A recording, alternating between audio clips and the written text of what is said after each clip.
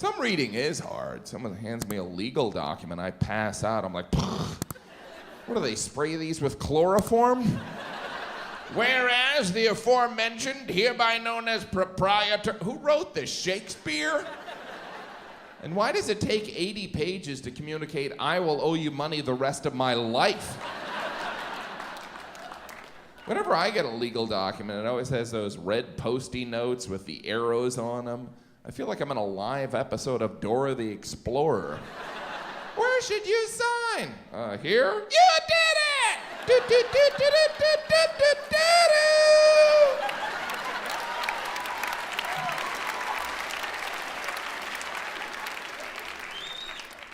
I've never read a legal document.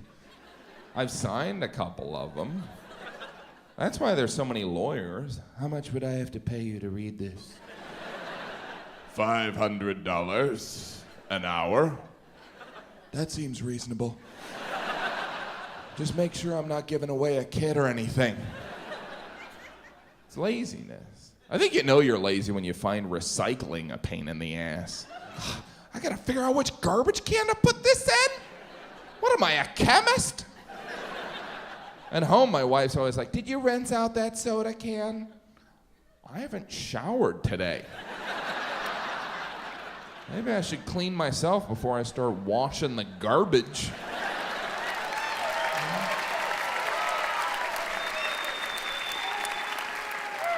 Recycling is a little bit more of a pain than they let on. You know, we're gonna start recycling newspapers. Oh, great, I got some newspapers right here. Oh, you're gonna have to bundle those up in twine. Twine? Where do you even find twine? You have to go to your hardware store. I'm just not gonna read newspapers. Sounds easier than finding twine. What is this, Little House on the Prairie? Maybe next time Pa goes into town to get some feed, he can pick up some twine and rock candy. Twine. I'm sure you like us. We try and do our part. We buy the different colored garbage bags. I just feel weird buying garbage bags, because you buy garbage bags, they put them in a grocery bag, you bring your groceries home, you take the garbage bags out of the grocery bag, and they put the grocery bag in the garbage bag. Am I being punked? You ever been at home, you go to throw something out, you see the garbage can needs a bag, and you like me and think, I'm gonna wait for someone else to do that. I don't know if I'm done with these orange peels yet. Later on, I might make some potpourri or something. I'll just put that on the counter, cover the paper towel. It's like I was never here. My wife stopped buying paper towels. They're bad for the environment, which surprised me. I guess we should know paper towels are bad for the environment. They do have a lumberjack on the label. The guys always stand there like, let's destroy the ozone together. I'll clear cut this forest, you drive an SUV. If you look closely, under one arm, he's smothering an owl. That brawny guy's gonna kick his ass. Obviously, we all care about the environment. Except for those people that are throwing full bags of garbage out on the highway. You ever been driving down the highway, you see a full bag of garbage? Wouldn't you love to meet that guy? I'm too lazy to empty my garbage. He's taking his for a ride. What's going on in the car? How you doing, garbage? You're getting out here! You're not talking, you're walking! That joke didn't even make sense. My wife's into the organic products. I didn't know this. Organic is a grocery term meaning twice as expensive. She bought me a natural deodorant and printed on the label it said, does not work. At least they're being honest. It's better than no deodorant. You know, we all have that friend that's like, you know, you really don't need to wear deodorant. Yeah, but you do. Well, it's not natural. Well, neither is crapping indoors. Bad for me to wear deodorant. I'm suffering from some secondhand BO right now. I think it's interesting all the different scents they have for deodorant. You know what scent they should have is bacon. Talk about getting someone to crave you. I don't know why, but I want to have breakfast with him. I bought some Speed Stick. What's interesting about Speed Stick, it actually smells worse than BO. What's that made out of? Urinal cakes? You ever wear a different deodorant than normal? For the rest of the day, doesn't it seem like there's a stranger standing behind you? Am I being followed by a pine tree? I'm glad I'm wearing a button-up shirt. I've yet to figure out how to put on deodorant and then put on a t-shirt without getting a spot here, the middle of my back. What was I, wrestling it? I got my ass kicked by my deodorant. Went to the drugstore. They sell everything in drugstores. I remember when it's just like drugs and deodorant. Now you're like, well, I got this cholesterol medication. I guess I'll get some ice cream.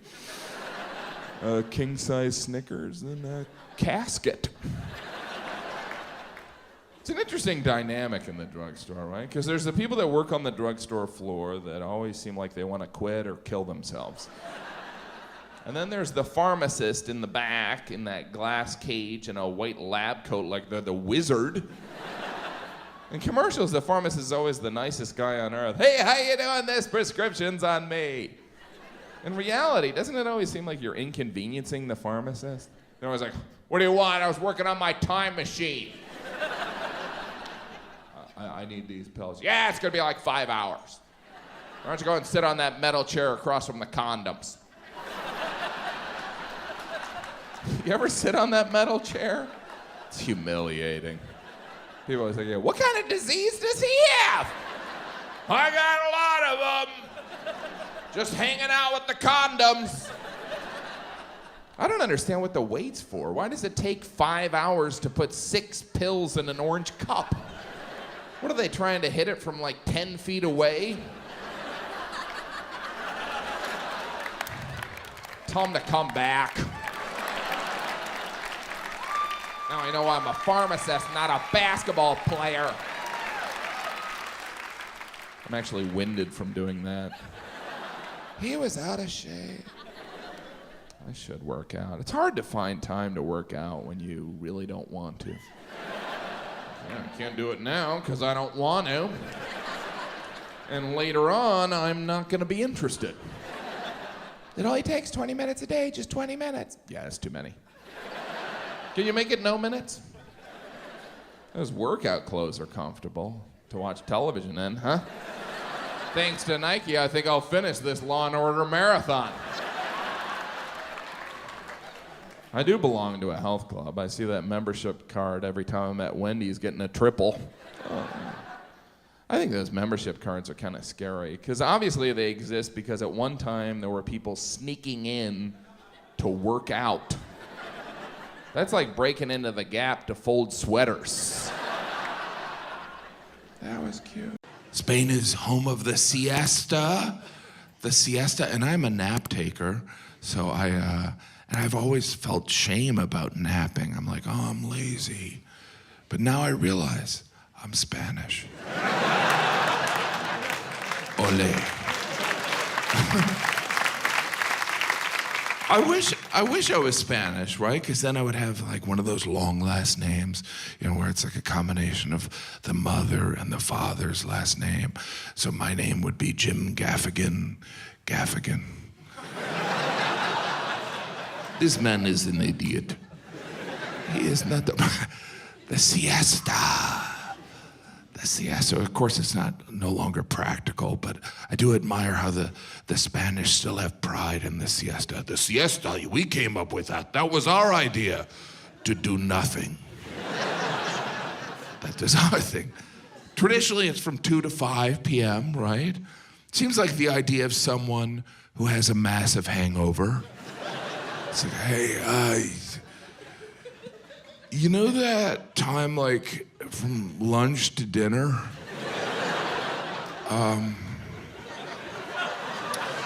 What if we took a nap? What if we took some aspirin and napped? We could do that. Of course, there are benefits of a siesta, right? People are more alert. It improves your memory. You get a couple hours where you're not groped.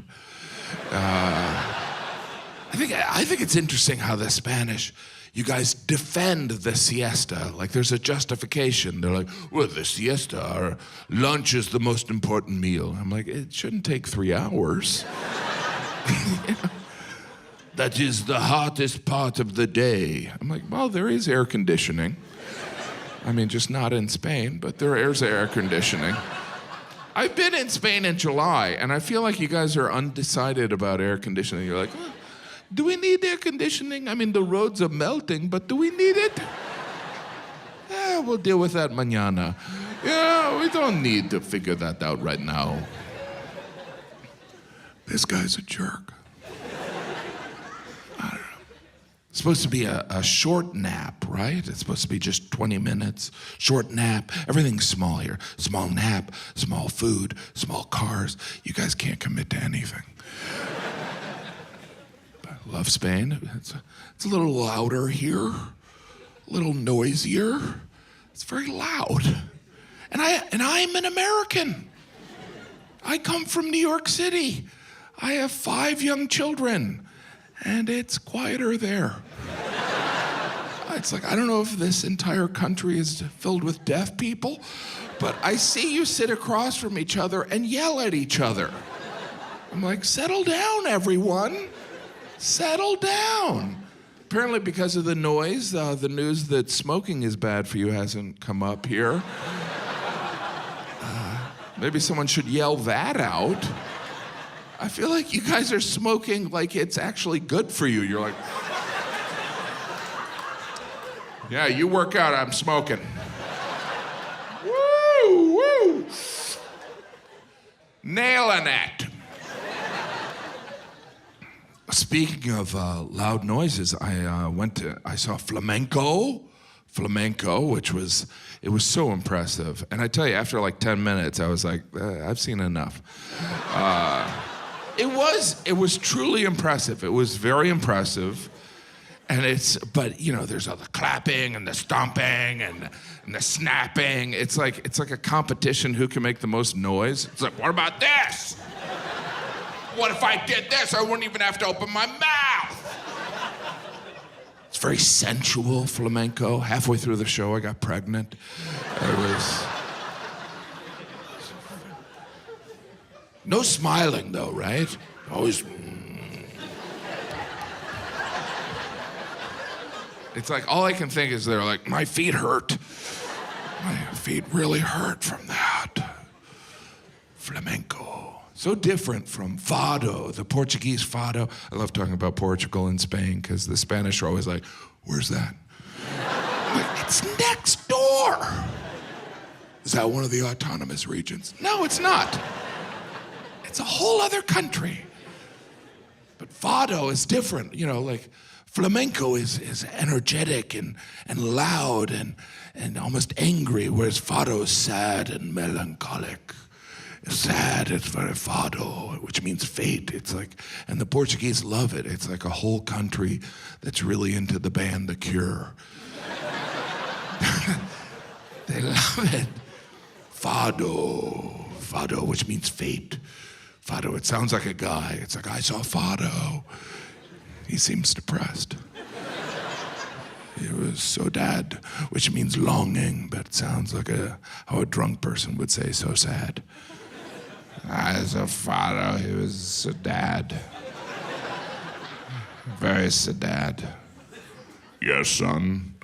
That doesn't make sense. But it's interesting, similar to flamenco, there's like dinner theaters of fado. I don't know how that would even start. It's like, hey, Grandma, you know that song about Grandpa drowning? What if we sang it at the restaurant? Because, you know, when you eat, you want a sad song. Have you decided? Yeah, I'm going to have the cod, and can I have the song about missing Lisbon? That sounds great. Valencia, I started my tour in Valencia, and I had paella in Valencia. Well, I ordered it. It never showed up. You know? How long are you supposed to wait for food in Spain? Like, do Spanish waiters think people in restaurants don't want to be bothered? It was like, it took 2 hours for the paella in Valencia. To be fair, you know, they probably had to grow the rice. And then they had to cook it on that pan the size of a manhole cover. Like, does the paella pan have to be that big? Here's your paella, it's bigger than your table. Valencia, they're very purist about their paella. They're very purist. That is not paella. That is not paella. And wherever you go to eat paella is the wrong place. I would never go there. I would never go there. You're like, have you been there? No, I've never been there. You have to eat paella at lunch too, right? Like if you eat it at dinner, that is not paella. Paella is only at lunch. This guy's impression of Valencians is way off. There's some debate about the origins of paella, right? Some people think it's from Catalonia, and some people think it's from Valencia, and they're different styles, right? In Catalonia, the paella has like all the sea monsters mixed in with the rice, with like a witch's wooden handle storing it.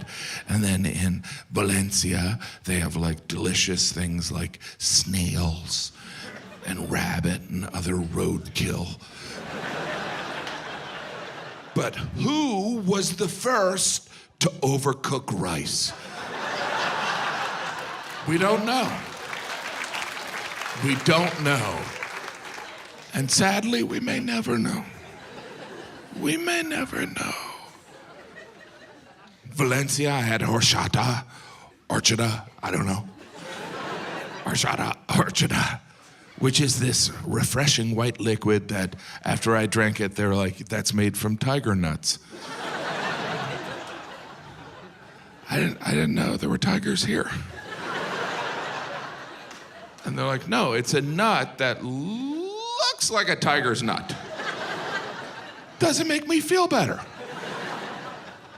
Valencia, they have the fallas, right? The fallas, it's a festival honoring St. Joseph, and how they honor him is they dress up in old-timey clothes and burn things. Because nothing says culture more than lighting things on fire. Hey, you know how Hitler burned a lot of books? What if we did that of images of people that are still alive? We could do that. You know how like they protest in the Middle East? What if we did that as a festival?